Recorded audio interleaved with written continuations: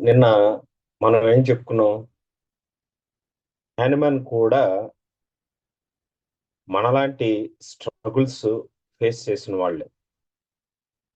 ఆయనకి సిమిలిబస్ క్యూరెంటర్ అనే principal తట్టడంతోటే ఏక్దమ్ results ఏమీ రాలేదు.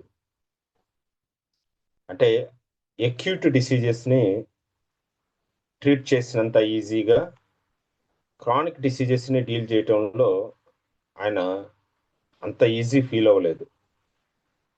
మనలాగానే జలుబుకు మందిస్తే ఆ పూటకి జలుబు తగ్గిపోయేది. మళ్ళీ మరుసటి రోజొచ్చేది. మనం గూడా అంతే కదా! ఏదైనా మెడిసిన్ ఇస్తే కాసేపు తగ్గిపోయి, మళ్ళీ మామూలుగానే వచ్చేస్తుంటాయి మన కేసులు. లాంగ్ టైమ్ రిలీఫ్ ఇవ్వటమా? పర్మనెంట్ క్యూరా? లాంగ్ టైమ్ రిలీఫా? పక్కన పెడితే అది. లాంగ్ టైమ్‌గా ఏ దాన్ని కూడా ఆయన చూడలేకపోయారు. ఆ విషయం రియలైజ్ అవ్వటానికి ఆయనకి కనీసం 30 ఇయర్స్ పట్టింది.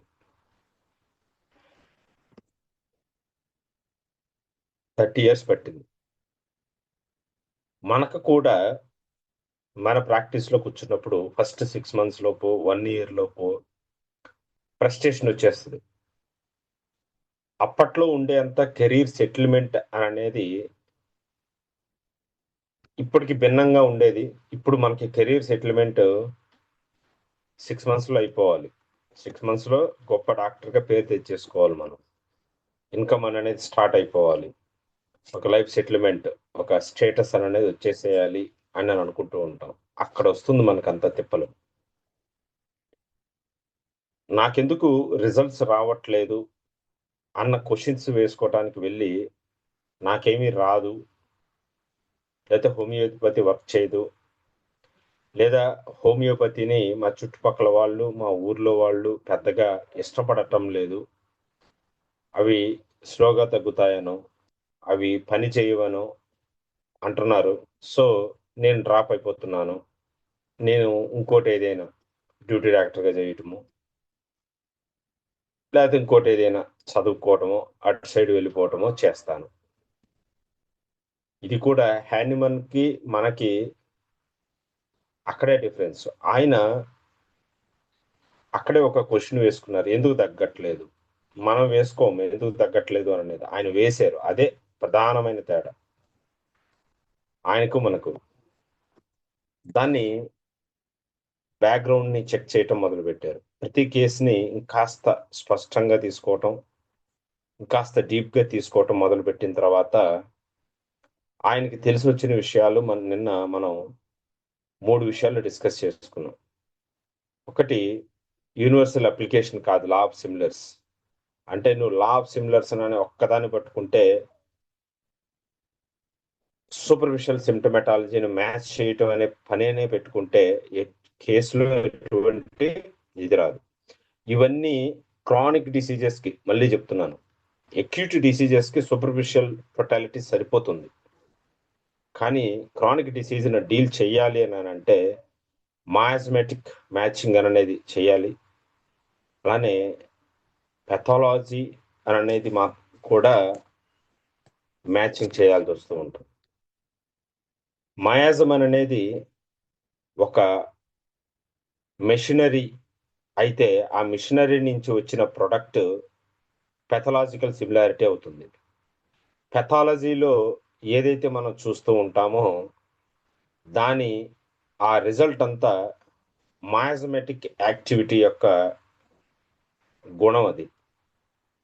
అంటే without miasm we can't see any pathology అననేది అర్థం చేసుకోవాలి.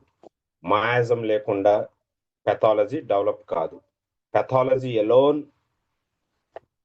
ఒక ఆబ్జెక్టివ్ మేనిఫెస్టేషన్స్ కావు. దానికి పెథాలజికల్ బ్యాక్‌గ్రౌండ్ ఉండాలి. ఆ పెథాలజీ నడవాలి అనంటే ఒక మిషను, అది కూడా డైనమిక్ ఫార్మ్‌లో ఉండే మిషన్ మాయాజం అనేది. ఏంటా మాయాజం అనేది ముందు ముందు మనం చూద్దాం. ఎప్పుడైతే మనం మాయాజంని కన్సిడర్ చేస్తామో, ఎప్పుడైతే మనం pathology totality of the pathological entity దాన్ని కూడా కన్సిడర్ చేస్తామో అప్పుడు రెమెడీ చాలా డీప్గా వర్క్ చేస్తూ ఉంటుంది. ఓన్లీ సూపర్ఫిషియల్ సిమ్టమ్స్ని తీసుకోవటం మూలాన రెమెడీ చాలా టెంపరీగా వర్క్ చేస్తూ ఉంటుంది. ఎందుకు మయాజమెటిక్ ప్రిస్క్రిప్షన్ తీసుకుంటే లేదా పెథలాజికల్ ప్రిస్క్రిప్షన్ తీసుకుంటే వర్క్ చేస్తుంది అనంటే అది గతాన్ని కవర్ చేస్తుంది, పాస్ట్ హిస్టరీని కవర్ చేస్తుంది. కాబట్టి ఆ ఇచ్చే రెమెడీ క్రానిక్ డిసీజెస్లో బాగా వర్క్ చేయటం మొదలు పెడుతూ ఉంటుంది. వచ్చే రిజల్ట్ ఇలా చేయటం మూలాన వచ్చే రిజల్ట్ చాలా స్లోగా ఉన్నా సరే, మనకి 1 వీక్ పట్టినా 10 డేస్ పట్టినా లేదా 1 మంత్ పట్టినా వచ్చే రిజల్ట్ మాత్రం చాలా కాలం పాటు ఉంటుంది. కానీ మయాజమెటిక్ ప్రిస్క్రిప్షన్స్కు family history, personal history, life space history ఖచ్చితంగా కావాల్సిందే. ఇవేమీ అడగకుండా సూపర్ఫిషియల్గా మనం తీసుకునే సిమ్టమాటాలజీ మూలాన పెద్దగా ఉపయోగం లేదు. మయాజమెటిక్ ప్రిస్క్రిప్షన్ ఇవ్వాలి అంటే మనకి కావాల్సిన ఫీచర్స్, ఇన్ఫర్మేషను ఫ్యామిలీ హిస్టరీ నుంచి తెలుసుకోవాలి, పర్సనల్ హిస్టరీ అడగాలి, లైఫ్ స్పేస్ హిస్టరీ అడగాలి. అసలు ఆయన అంటే ఎవరు, ఆయన గురించిన చిన్నతనం గురించి, మధ్యలో యంగ్, అడల్ట్, ఓల్డ్ ఏజ్ ప్రతిదీ మనం ఖచ్చితంగా తెలుసుకోవాల్సిందే. ఈ విషయంలో కూడా చాలామంది మనల్ని తప్పుదారి పట్టిస్తూ ఉంటారు. ఎలా అవన్నీ ఏం అడుగుతావు, ఇంకో జస్ట్ ఇలా తీసుకో, ఇలా తీసుకుంటే మెడిసిన్ ఈ కేసులు ఈ 2 సిమ్టమ్సే, నేను పెద్దగా అడగను తెలుసా అని బిల్డప్ ఇస్తూ ఉంటారు మన దగ్గర. ఆ ట్రాప్లో పడకండి. అతను ఎంత సీనియరో ఆ సీనియారిటీ తోటి ఆయన మొత్తం ఎనలైజ్ చేసుకొని ఆ 2 ముక్కలు తీసుకోవచ్చు. కానీ దాని వెనకల ఆయన మొత్తం ఎనలైజ్ చేసుకోగలిగిన తెలివితేటలు ఆయనకు ఉండుంటాయి. కానీ మీరు ఎవరైనా ఒక డాక్టర్ దగ్గర అప్రెంటిస్ చేసినప్పుడు అవన్నీ అడగద్దు, నువ్వు అసలు ఏం అడగద్దు, ఊరకు అలా చూడు, అలా రంగు చూడు, హైట్ చూడు, నడక చూడు, ఇచ్చేసేది. ఇది మిస్లీడింగ్ ట్రైనింగ్ అనమాట. నువ్వు మయాజమెటిక్ ప్రిస్క్రిప్షన్ ఇవ్వాలి అంటే నువ్వు ఖచ్చితంగా ఓపిక కూర్చొని ఫ్యామిలీ హిస్టరీని అడగాల్సిందే, పర్సనల్ హిస్టరీని అడగాల్సిందే, లైఫ్ స్పేస్ హిస్టరీని ఖచ్చితంగా అడగాల్సిందే. ఇలా మయాజమెటిక్ ప్రిస్క్రిప్షన్ ఇచ్చిన తర్వాత ఆ కేసులో కొన్ని విషయాలు జరుగుతాయి. నువ్వు ఖచ్చితంగా మయాజమెటిక్ ప్రిస్క్రిప్షన్ ఇచ్చేవా లేదా, మనం సెలెక్ట్ చేసిన మెడిసిన్ ఖచ్చితంగా మయాజంని కవర్ చేస్తుందా లేదా, టచ్ చేస్తుందా లేదా అనేది ఎలా తెలుస్తుంది మనకి? నేనేదో అనుకోని మెడిసిన్ ఇచ్చేసాను సార్, అది మయాజంని కవర్ చేస్తుందో లేదో నాకైతే డౌట్ అని అన్నప్పుడు, ఎప్పుడైతే మయాజమెటిక్ ప్రిస్క్రిప్షన్ ఇచ్చావో అప్పుడు మాత్రమే ఇనిషియల్ అగ్రివేషన్ వస్తుంది. నువ్వు సూపర్ఫిషియల్గా ఇచ్చిన ఏ ప్రిస్క్రిప్షన్కి ఇనిషియల్ అగ్రివేషన్ రాదు. రిలీఫ్ రావచ్చు కానీ ఇనిషియల్ అగ్రివేషన్ రాదు.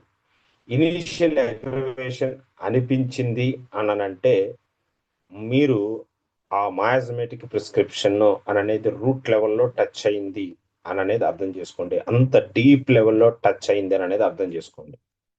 ఇనిషియల్ అగ్రివేషన్ అనేది ఒక ఇండికేషన్, నువ్వు కరెక్ట్గా ట్రీట్మెంట్, కరెక్ట్ రెమెడీ ఇచ్చావు, కరెక్ట్గా కవర్ చేసింది అని అనటానికి. అలానే లాంగ్ టైం రిలీఫ్ రావచ్చు, లేదా కంప్లీట్ రికవరీ అయినా సరే రావచ్చు, ఏదైనా రావచ్చు. దాని అర్థం నువ్వు మయాజమెటిక్ ప్రిస్క్రిప్షన్ ఇచ్చావు అని అనేది అర్థం. ఈ ఇనిషియల్ అగ్రివేషన్స్లో దాని అర్థం వైటల్ ఫోర్సు చక్కగా స్టిమ్యులేట్ అయింది. ఏంటి వైటల్ ఫోర్సు? దాని అర్థం ఏంటి, దాని డెఫినేషన్ ఏంటి అని అనేది ముందు ముందు క్లాసుల్లో చెప్పుకుందాం.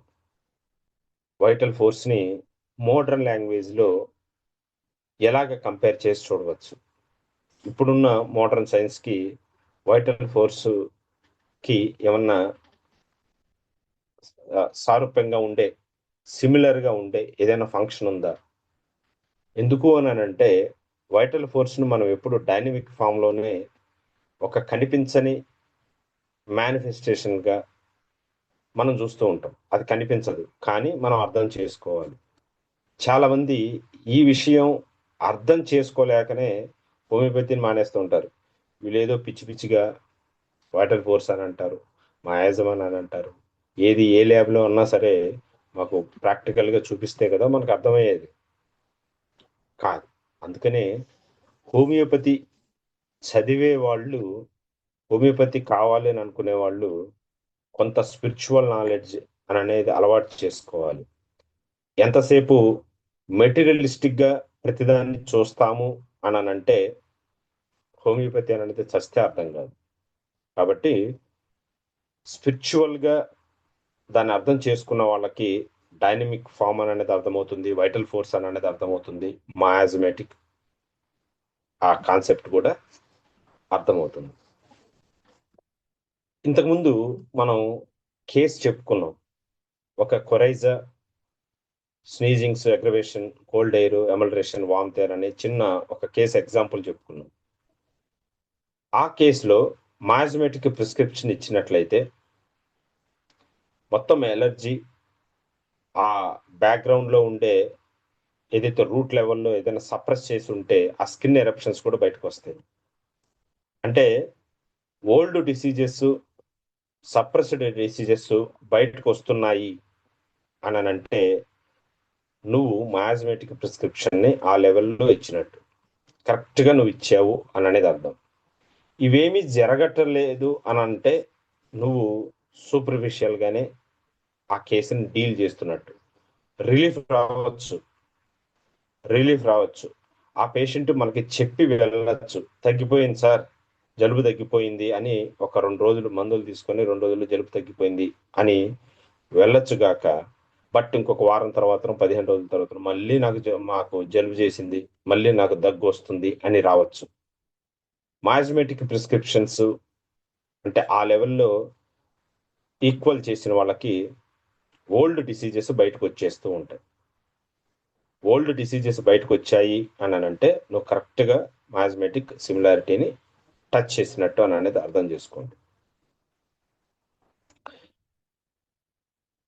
మాయాజమెటిక్ ప్రిస్క్రిప్షన్స్ వినటానికి కాస్త కొత్తగా, వింతగా, ఇదేంటి సిమిలబస్ ఇస్తే సరిపోతుంది కదా అని అనుకుంటారు. కానీ మాయాజమెటిక్ ప్రిస్క్రిప్షన్స్ ఇవ్వటంలో మనం ఖచ్చితంగా కొన్ని విషయాలు తెలుసుకోవాలి.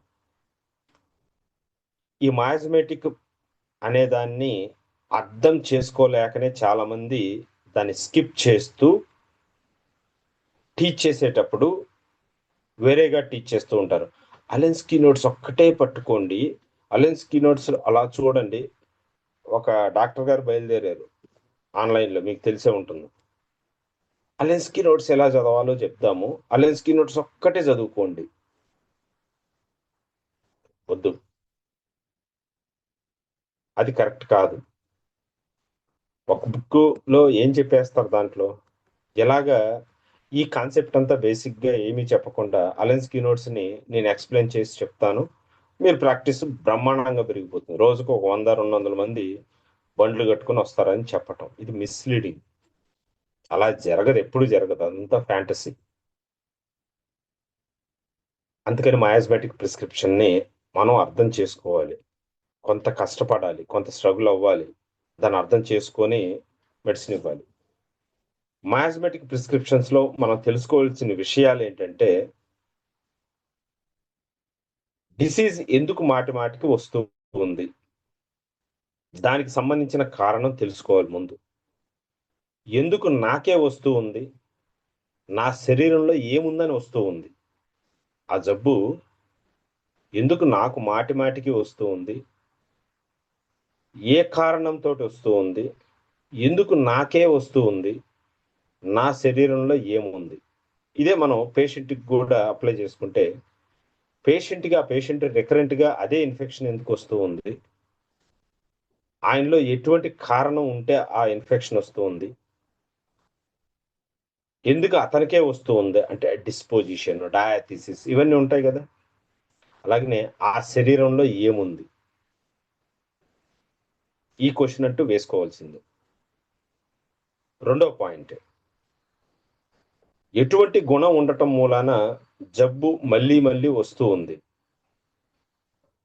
3, దీనిలో మనం రూట్ కాజ్ని వెతుకుతూ ఉన్నాం. మాయాజమెటిక్ ప్రిస్క్రిప్షన్స్ లో ఖచ్చితంగా రూట్ కాజ్ అని అనేది వెతుకుతూ ఉంటాం. మనం రూట్ కాజ్ని బేస్ చేసుకొని ఇస్తున్నాం కాబట్టి రిలీఫ్ చాలా కాలం పాటు ఉంటుంది. చాలా కాలం పాటు ఉంటుంది. Not permanent. Not permanent. బాగా గుర్తుపెట్టుకోండి. చాలా కాలం పాటు ఉండటం వేరు, పర్మినెంట్గా తగ్గటం వేరు. ఆ రెండింటికి చాలా డిఫరెన్స్ ఉంది. మనం చేసే క్రానిక్ కేసుల్లో మాయాజమెటిక్ ప్రిస్క్రిప్షన్ ఇవ్వాలి, అప్పుడు కానీ కంప్లీట్గా పోతుంది. నువ్వు మాయాజమెటిక్ ప్రిస్క్రిప్షన్స్ ఇవ్వాలి అని అనుకుంటే ఈ విషయాలన్నీ క్వశ్చన్ చేసుకోవాలి. నేను రూట్ కాజ్కి ఇస్తున్నానా లేదా, అతనికే ఎందుకు వస్తూ ఉంది, ఎందుకు అతనికే వస్తూ ఉంది, అతనిలో ఏముందని వస్తూ ఉంది అంటే నువ్వు మళ్ళీ past history, family history, life space investigations అన్నీ ఖచ్చితంగా చెయ్యవలసిందే. ఇది మాయాజమెటిక్ ప్రిస్క్రిప్షన్ ఇవ్వాలి అని అంటే. అలానే పెథలాజికల్ సిమిలారిటీ మనం నిన్న కొంత చెప్పుకున్నాం. ఇంకాస్త పెథలాజికల్ సిమిలారిటీ అని అంటే ఏంటి, ఎలా చూస్తాం అని చెప్పుకున్నాం. ఆర్గాన్ ఎఫినిటీ అని, టిష్యూ డిస్ట్రక్షన్ అని చెప్పుకున్నాం. ఇంకొన్ని పాయింట్స్ ఇక్కడ మనం మళ్ళీ చెప్పుకుందాం. ఏ ఆర్గాన్ ఇన్వాల్వ్ అయింది, పర్టికులర్గా అది లివర్ ఇన్వాల్వ్ అయిందా, స్ప్లీన్ ఇన్వాల్వ్ అయిందా, ఇంటెస్టైన్సే మాటిమాటికి ఇన్వాల్వ్ అవుతున్నాయా, స్కిన్నే మాటిమాటికి ఇన్వాల్వ్ అవుతుందా, హెడ్లో ఐస్ మాత్రమే ఇన్వాల్వ్ అవుతున్నాయా, ఎప్పుడు ఐస్ పెయినే వస్తుందా, లేదా డెంటల్ న్యూరాలజియా, పళ్ళు మాత్రమే ఎఫెక్ట్ అవుతున్నాయా. ఆర్గాన్ ఎఫినిటీ అని అనేది బాడీ యొక్క పెథలాజికల్ సిమిలారిటీని చెప్తూ ఉంటుంది. ఆర్గాన్ ఎఫినిటీ ఖచ్చితంగా నువ్వు ఆర్గాన్ ఎఫినిటీని కన్సిడర్ చెయ్యాలి. మళ్ళీ ఇక్కడ కొన్ని విభేదాలు ఉంటాయి.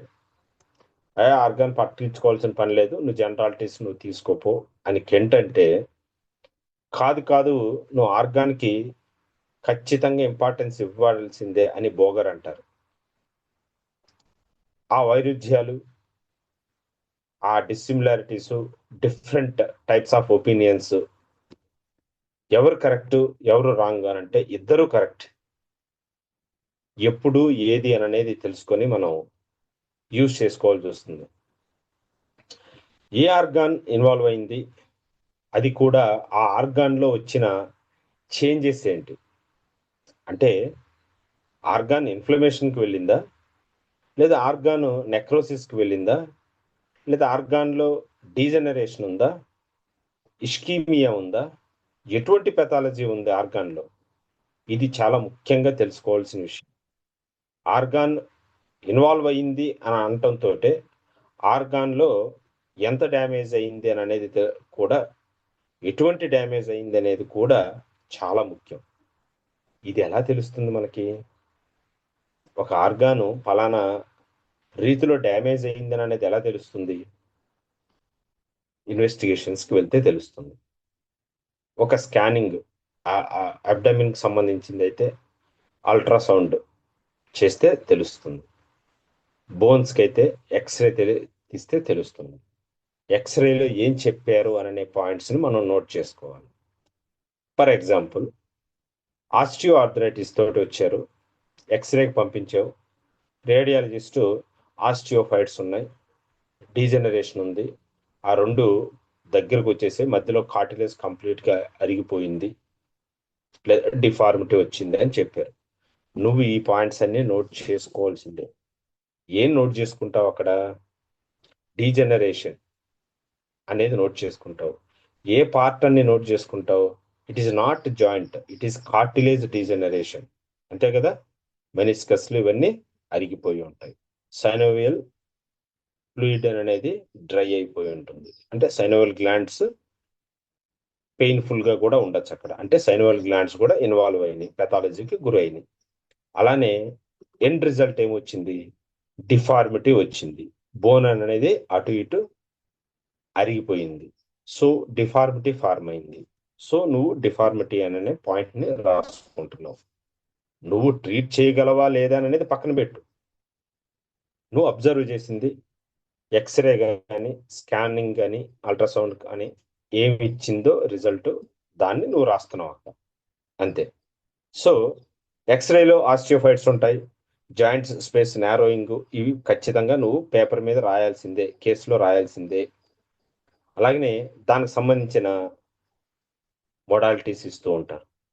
అంటే పెయిన్ అగ్రివేషన్ మూమెంట్ అని, ఫస్ట్ మూమెంట్ అని ఇలాగ ఇచ్చినప్పుడు అక్కడ ఉండే ఆ జాయింట్లో ఉండే, ఫర్ ఎగ్జాంపుల్ జాయింట్ తీసుకుంటే జాయింట్లో ఉంటే లెగమెంట్స్ ఏమున్నాయి, లెగమెంట్స్ ఎఫెక్ట్ అయినాయా లేదా, అక్కడ ఏమన్నా పెయిన్ ఉందా లేదా, ఇవన్నీ కూడా నువ్వు రాయాల్సిందే. ఇది పెథలాజికల్ సిమిలారిటీ. ఆర్గాన్లో ఏం చేంజెస్ వచ్చాయి, ఆ చేంజెస్ లో కూడా ఏ స్టేజ్ లో ఉంది అది అనేది నువ్వు ఖచ్చితంగా రాయాల్సిందే. దానికోసమని క్లినికల్ గా నువ్వు పెథాలజీ చదవాల్సిందే, మెడిసిన్ చదవాల్సిందే, అవసరమైతే అలోపతిక్ హాస్పిటల్ వెళ్ళి ట్రైన్ అప్ అవ్వాల్సిందే. వాట్ ఈజ్ వాట్ అని అనేది నీకు తెలియాలి. ఇక్కడ పెథలాజికల్ సిమిలారిటీస్ ఆర్గాన్ ఎఫినిటీని మాత్రమే చూపిస్తున్నాయి. ఏ ఆర్గాన్ ఇన్వాల్వ్ అయ్యాయి అనేది మాత్రమే చూపిస్తూ ఉంటుంది. అంతకు మించిన ఫంక్షనల్ సిమ్టమ్స్, మాస్మెటిక్ హిస్టరీ ఈ పెథలాజికల్ సిమిలారిటీలో ఉండదు. ఏ ఆర్గాన్ ఇన్వాల్వ్ అయ్యాయి, ఆ ఆర్గాన్ లో ఏ చేంజెస్, ప్రతి చేంజెస్ కి రూబ్రిక్ ఉంది మనకి. అది ఇన్ఫ్లమేషన్ అయితే లివర్ ఇన్ఫ్లమేషన్ అనే రూబ్రిక్ ఉంది. అది డీజనరేషన్ అయితే లివర్ ఫ్యాటీ డీజనరేషన్ అనే ఒక రూబ్రిక్ ఉంది. ట్యూమర్ వచ్చేసింది అనుకోండి, లివర్ ట్యూమర్. పెథలాజికల్ చేంజ్ వచ్చేసి అక్కడ మనకి ఆ రూబ్రిక్ మెన్షన్ చేసి ఉంది. మనం ఆ పెథాలజీని తీసుకోవాల్సి వస్తూ ఉంటుంది. అందుకని ఆర్గాన్ లో ఏ చేంజెస్ వచ్చాయి, ఏ డ్యామేజ్ వచ్చింది అన్న విషయం మీరు తెలుసుకోవాల్సిందే. దాన్ని స్కిప్ చేసి, రిపోర్ట్స్ అన్నిటిని స్కిప్ చేసి వెళ్ళటానికి లేదు. ఖచ్చితంగా దాని మీద అవగాహన ఉండాలి, రావాలి. దానికోసం వర్క్ చేయాల్సిందే మీరు.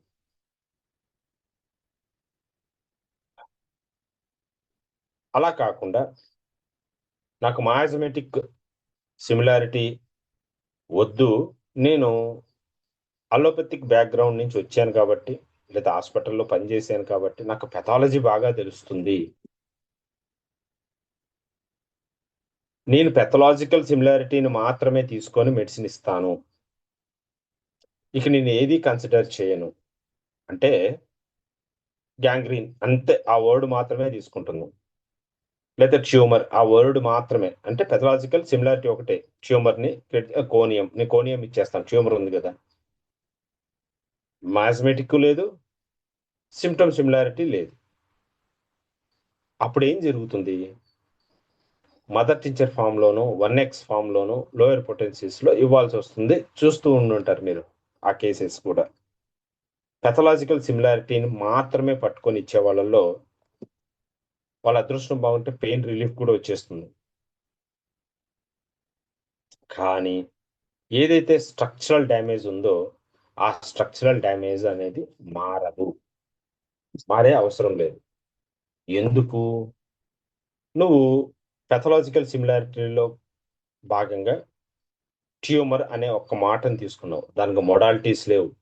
ఆ ట్యూమరు ఏ విధంగా స్పందిస్తుంది అనేది ఏమీ తీసుకోకుండా ఆ వర్డ్ని మాత్రమే పట్టుకొని నువ్వు మెడిసిన్ సెలెక్ట్ చేసేసావు. కాబట్టి అది వైటల్ ఫోర్స్ని టచ్ చేయదు.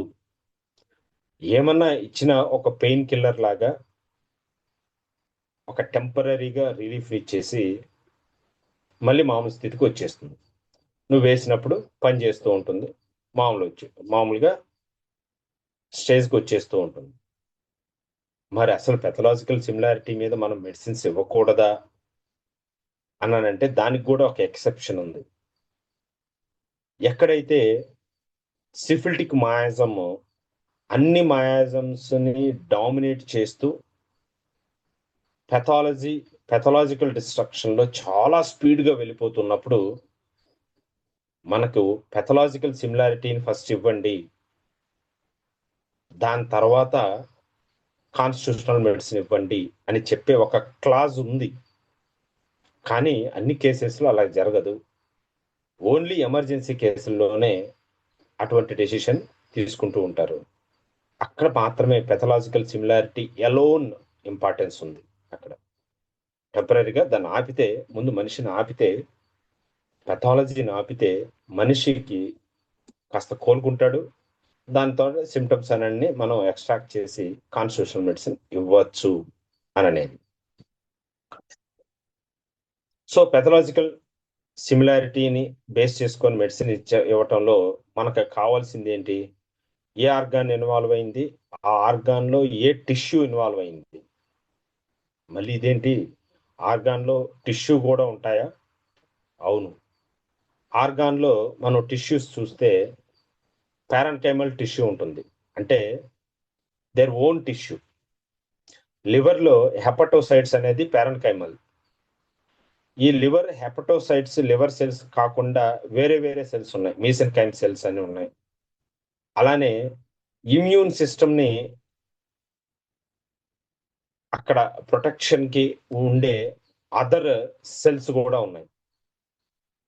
వాటిని ఈస్నోఫిల్స్, మనం దాన్ని ఏమంటారు, అదర్ బ్యాక్టీరియాని కిల్ చేసే సెల్స్ మాడిఫైడ్ ఫామ్లో అక్కడ ఉంటాయి. అంటే ఒక ఆర్గాన్ని తీసుకుంటే దానికి ఏ టైప్ ఆఫ్ సెల్స్ కూడా ఇన్వాల్వ్ అయ్యాయి అనేది కూడా మనం తెలుసుకోవటం ముఖ్యం. దాంట్లో మీసెన్కైమల్ లివర్ ఇట్ సెల్ఫ్ ఎఫెక్ట్ అయిందా, లేకపోతే ఒక వాస్కులర్ టిష్యూ కూడా ఉంటుంది కదా అక్కడ, లివర్ మధ్యలో నుంచి వెజల్స్ అన్ని వెళ్తాయి కదా, ఆ వెజల్స్ మాత్రమే ఎఫెక్ట్ అయ్యాయా, ఆర్టరీస్ మాత్రమే ఎఫెక్ట్ అయ్యాయా, అక్కడ మాత్రమే క్లాట్ ఉందా, లేకపోతే సైనస్లు ఉంటాయి కదా, లివర్లో సైనస్లు ఉంటాయి కదా, ఆ సైనస్లో మాత్రమే ఎఫెక్ట్ అయ్యాయా. ఈ విషయం మనం ఎక్స్రే, ఈ అల్ట్రాసౌండ్ లేదా ఎంఆర్ఐలో క్లియర్ కట్గా మనకు తెలిసిపోతుంది ఏవి ఇన్వాల్వ్ అయ్యాయి అనేది. సో పెథలాజికల్ దాంట్లో కూడా ఆర్గాన్తో పాటు ఏ టిష్యూ ఇన్వాల్వ్ అయ్యింది అనేది కూడా మనం రాయటం ముఖ్యం.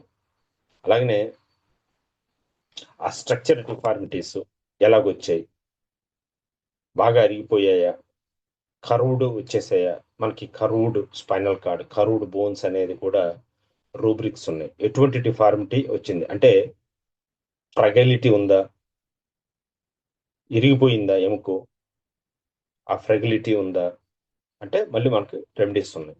బోన్ ఫ్రాగిలిటీ ఉన్నాయి, ఆస్టియోపోరోసిస్ అనే దాని కింద, సాఫ్నింగ్ ఆఫ్ ద బోన్స్ అనే దాని కింద మనకి ఆ రూబ్రిక్స్ మనం చూస్తూ ఉంటాం.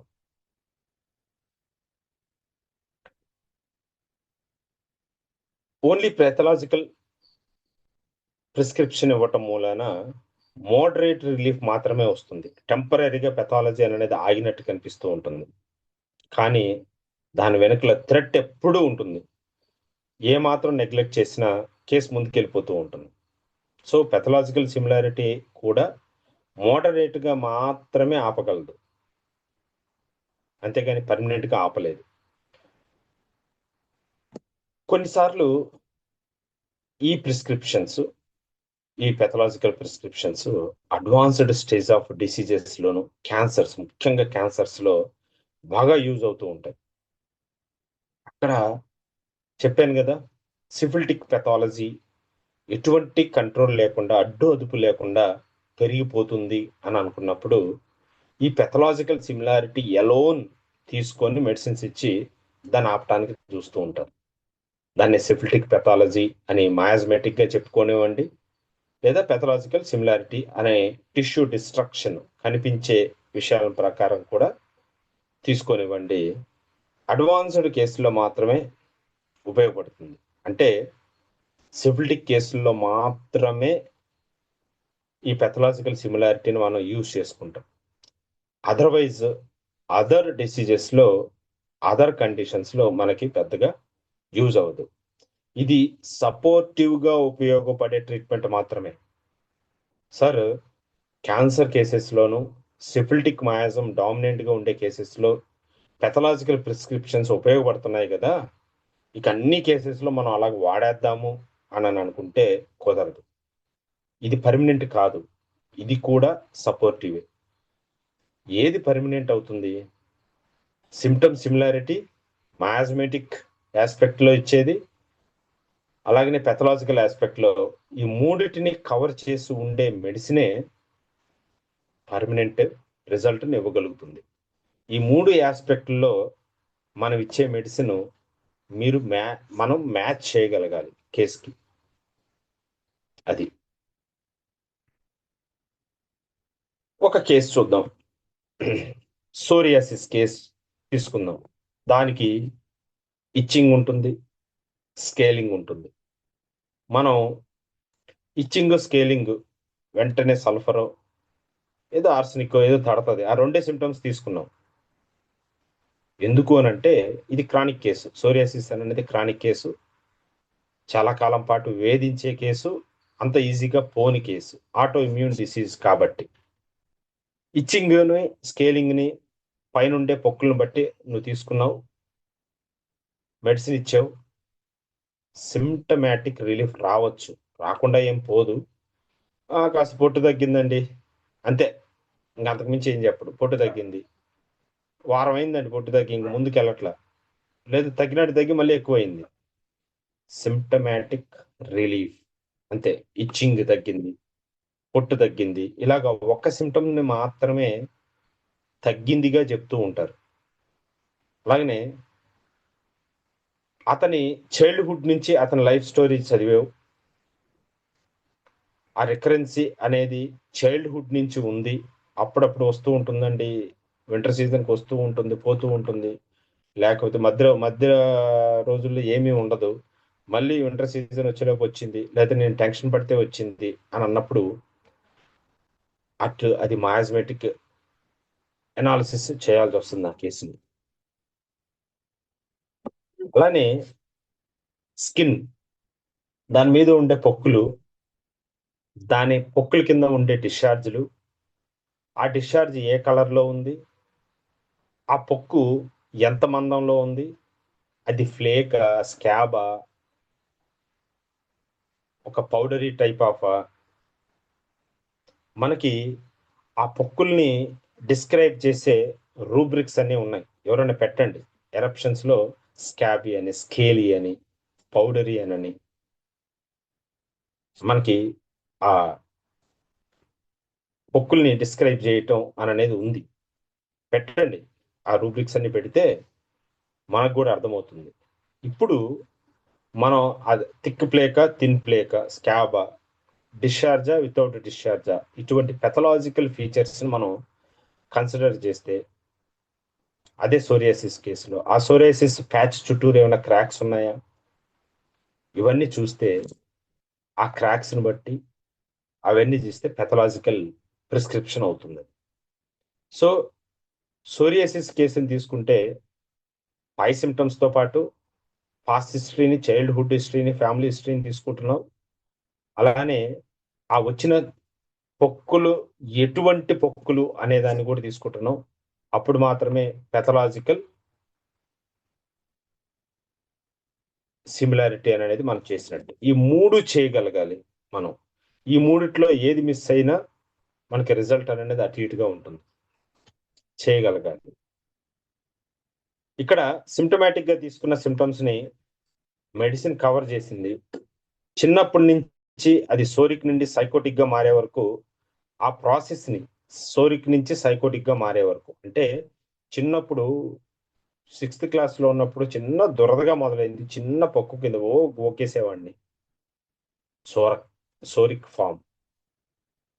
ఆ తర్వాత అది పొట్టు రాల్చడం మొదలుపెట్టింది, పెద్ద ప్యాచ్ అయింది, స్ప్రెడ్ అవుతూ పోయింది, సైకోటిక్ ఎక్స్పాన్షన్. సోరా నుంచి సైకోసిస్ వరకు మధ్యలో అలాగ సైకోసిస్ని పెంచడానికి ఉపయోగపడ్డ దాన్ని ట్రిగ్గర్ చేసిన ఫ్యాక్టర్స్ అన్నిటినీ రాసుకుంటావు. ఇలా ఇలా జరుగుతూ వచ్చింది, ఇలా ఇలా ఇలాగా స్క్రీన్ ప్లే అనేది రాసుకుంటావు నువ్వు. చిన్నప్పటి నుంచి అది సోరిక్ నుండి సైకోటిక్ గా మారే వరకు దాని ప్రాసెస్ రాయాలి. దాని గుణాన్ని అప్పుడు నువ్వు ఇది సైకోటిక్ గుణం అని చెప్పగలుగుతాం. అంటే మయాజమెటిక్ గా దాన్ని ఒక కన్క్లూజన్ కి తీసుకురాగలుగుతాం. అలాగే స్కిన్ ఎఫినిటీని, స్కిన్ మీద వచ్చిన మార్పులు, పెథలాజికల్ గా ఏవే మార్పులు వచ్చాయి, మాయాజం మారినట్లల్లా దాని ఎక్స్ప్రెషన్స్ కూడా కంటికి కనిపించే రీతిలో స్కిన్ మీద వస్తూ ఉంటాయి ఆ సోరియాసిస్ కేసులో. అది ఆ థిక్ ప్లేక స్కాబ్ అనేది పెథలాజికల్ ఎఫినిటీ అనేది కవర్ చేసింది. కాబట్టి ఈ మూడిటిని నువ్వు కవర్ చేసి తీసుకున్నప్పుడు మాత్రమే ఆ సోరియాసిస్ ని డీల్ చేయగలుగుతావు.